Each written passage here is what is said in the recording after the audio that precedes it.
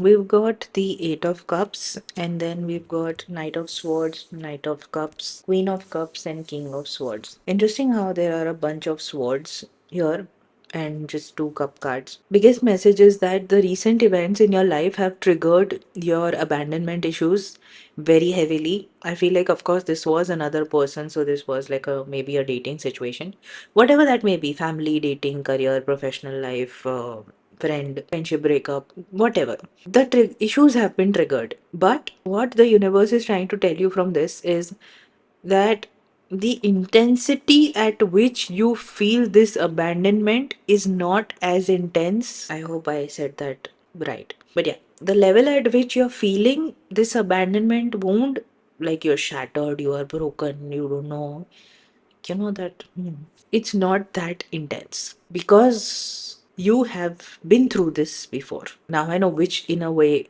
makes it harder to go through it again, but also a little bit easier. I know that's a weird same thing, but because you've been through this before, you know how to go through the stages, processing, grieving, accepting, whatever. But of course, it hurts more because you've been through this before. So going through it all over again feels like exhausting and feels unnecessary. It's not unnecessary, but it feels unnecessary. Point being, it is not as intense as you feel it is.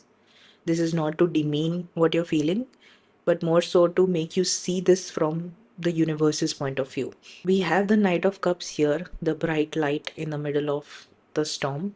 You are your knight in shining armor, and I don't need to even give you the process through which you will come out of this because you already know it. So this is more of just a spiritual test that you went through this before, now it's happening again. How are you going to choose to respond to it differently?